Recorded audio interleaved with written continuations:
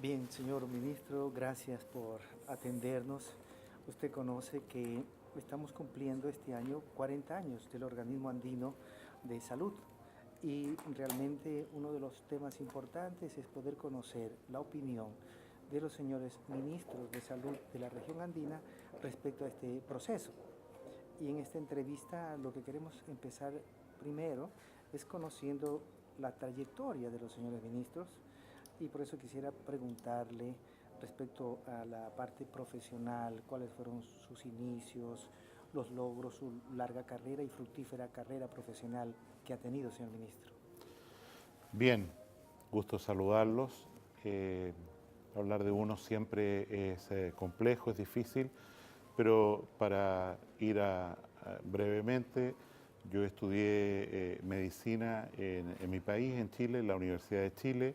Hice después ahí mi formación como especialista en medicina interna y luego como especialista en enfermedades de los riñones o nefrología. En ese contexto, y describo con esto, yo soy o he sido esencialmente un médico clínico. Sin embargo, esto cambió de giro en un momento concreto cuando se me ofreció realizar un programa, una maestría, Master of Science en epidemiología clínica en la Universidad de McMaster en Canadá. En ese periodo de 2 años efectivamente se produce un cambio bastante dramático en el sentido de que además de la perspectiva ética, moral de cuidar a una persona, empieza esa perspectiva que toda persona que se dedica a salud pública conoce perfectamente, que es cómo yo me hago cargo, me responsabilizo o generamos mejores estándares de salud para un conjunto de personas, o sea, para una población. Y la perspectiva cambia inmediatamente de una perspectiva de tratar, curar a una persona a pensar en criterios poblacionales. Eso marca un antes y un después y efectivamente asumo en el hospital de la Universidad de Chile, en el hospital clínico, algunos cargos administrativos. Luego soy reclutado en una clínica privada muy importante, en un hospital privado de nuestro país, hasta que el actual presidente de nuestra República, don Sebastián Piñera, me solicita que sea su ministro de Salud y asumimos como tal el 11 de marzo del año 2010. Perfecto, señor ministro. Creo que ha sido una evolución importante desde lo clínico hacia lo poblacional, como usted muy bien lo dice, y la epidemiología clínica contribuye muy bien para lograr entender toda esta grave y amplia problemática que significa la salud pública. Así es.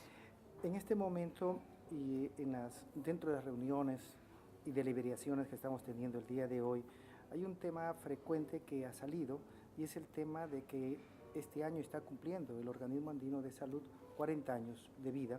Se fundó en 1971 y se han ido presentando una serie de logros en estos 40 años que ha permitido de alguna manera ir contribuyendo a mejorar la salud pública de las poblaciones de estos países hermanos. Según la opinión de usted como ministro de Salud, ¿cuál cree que son los principales logros de este proceso de integración andina en salud? Y la segunda pregunta, ¿para dónde vamos para los siguientes años? ¿Qué caminos hay que recorrer? Yo quisiera contestar algo que puede sonar diferente y es, eh, los países hacen muchos esfuerzos por integrarse en materias comerciales, educacionales, tránsito de personas a través de la frontera, pero es extraordinariamente llamativo cómo la integración en temas de salud es una integración siempre de paz, siempre de unidad. De manera tal que lo que hemos experimentado durante todos estos años, y objetivamente en el caso de la Organización Andina de Salud, ORAS, es que ha contribuido a la unidad, al cariño de todas nuestras naciones. Y esto, nosotros hablamos en medicina de efectos colaterales. Este es un efecto colateral extraordinariamente positivo.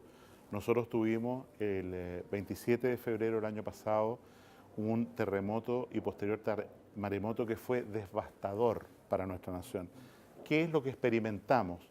Que todos venían a ayudarnos. Y efectivamente, ¿no es cierto?, Perú nos mandó hospitales de campaña, profesionales, insumos, medicamentos. Bolivia hizo lo mismo, Ecuador, Colombia, Argentina, Venezuela.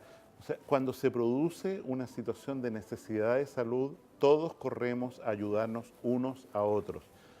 De alguna manera el ser humano se compadece ante la enfermedad del prójimo y eso se transforma en una política pública, en una política internacional como Horas representa. En otro contexto, aquí tenemos, ya más en concreto en salud, un mecanismo de colaboración en que la suma de los países no es 1 más 1, 2, sino que es 2,5, 3. ¿Por qué? Porque generamos mecanismos de vigilancia epidemiológica. Oiga, cuidado, ya está pasando esto, tenga cuidado usted. Aquí probamos esta cosa, nos anduvo bien, pruébenlo ustedes también.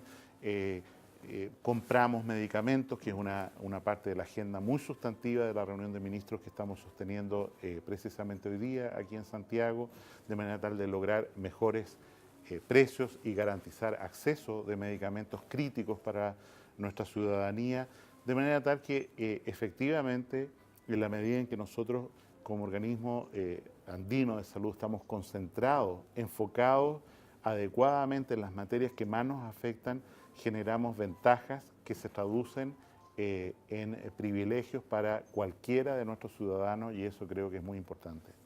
Es decir, siempre rinde más para las poblaciones en términos de salud pública andar juntos, Obviamente. Construir agendas comunes que permita asumir responsabilidad frente a todos los problemas de salud que ocurren en la región. Por eso la importancia de este organismo que va a permitir seguir construyendo hacia el futuro políticas públicas para mejorar la salud de la población. Finalmente, como usted bien decía, cada país, cada Ministerio de Salud contribuye con esfuerzos específicos al interior de las naciones. En ese sentido, para el Ministerio de Salud, que empezó la gestión hace 1 año exactamente, ¿cuáles son las prioridades en términos de planes, de programas para toda la población chilena? Yo diría que nosotros hemos vivido, por así simplificar, 3 etapas desde el punto de vista sanitario en las últimas décadas. La primera etapa ya de una salud pública consciente y responsable que se prolonga como énfasis por 50 o 60 años, es lo que podríamos decir, primero los niños y segundo las mujeres y los niños. De manera tal que tenemos un conjunto de políticas públicas que están centrados durante muchos años en combatir la desnutrición, en inmunizar contra el sarampión a los niños, en vigilar que crezcan bien, que tengan un buen desarrollo cognitivo, en fin.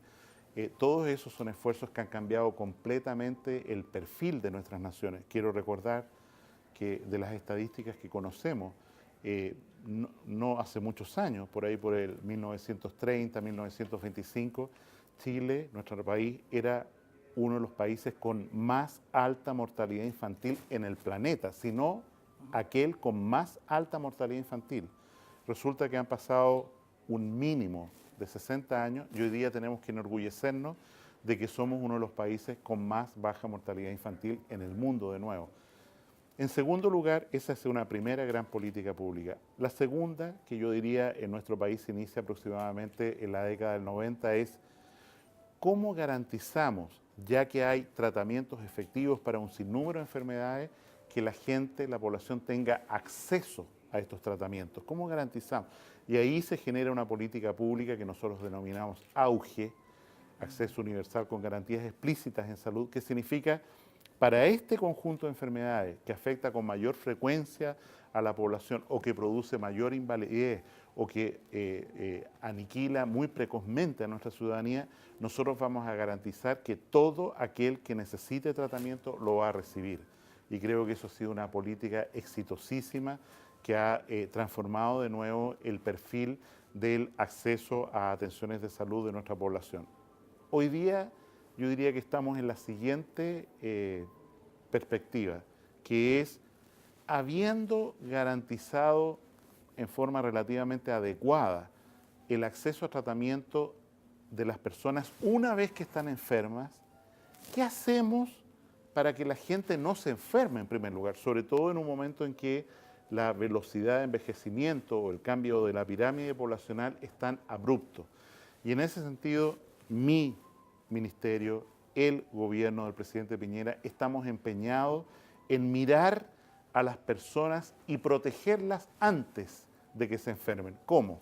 Disminuyendo las tasas de tabaquismo, atacando fuertemente el problema de obesidad, el problema de diagnóstico precoz de diabetes e hipertensión arterial, en fin, bajando el colesterol, un control adecuado. Saludable. Vida saludable, así se llama nuestro programa, o Elige Vivir Sano, como una cosa bastante revolucionaria, porque es algo que toma el propio presidente de la República y dice, esta es la política y yo la voy a encabezar para de alguna manera coordinar los esfuerzos que no son solo ahora del Ministerio de Salud, sino que son del Ministerio de Educación, del Ministerio del Interior, en fin, de una serie de agencias que tienen que trabajar coordinadamente para algo que es muy difícil.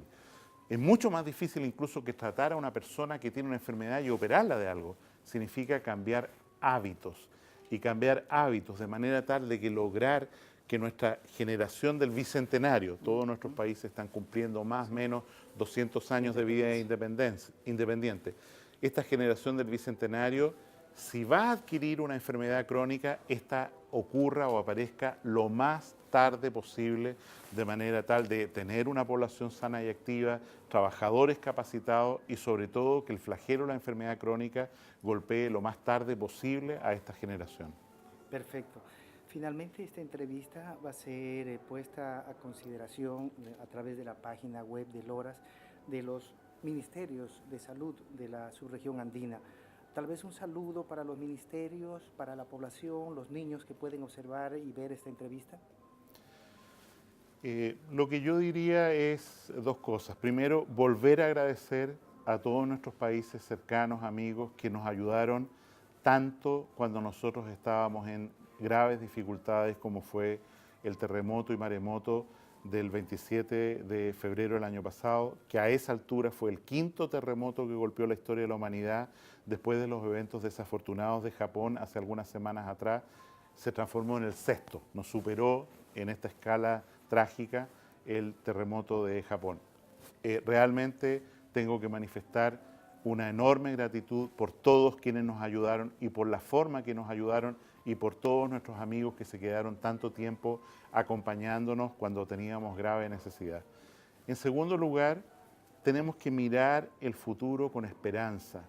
El futuro es latinoamericano. Este es los años, las décadas en las cuales la generación del Bicentenario va a tener la mayor potencialidad de participar en el desarrollo efectivo de países más justos, de países mejor educados, en fin, de países llenos de oportunidades. Y creo que esto es un mensaje que tenemos que interiorizar, porque fuera del ruido, de la dificultad de cada día, tenemos un horizonte de esperanza que compartimos todos como países latinoamericanos, hermanos que somos países que estamos marcados por esa gran cordillera de los Andes y que de alguna manera hace que nuestras fronteras sean de alguna forma, por decirlo, exiguas, sean virtuales, porque la gran cordillera de los Andes nos une a todos. Muchas gracias, señor. Gracias a usted.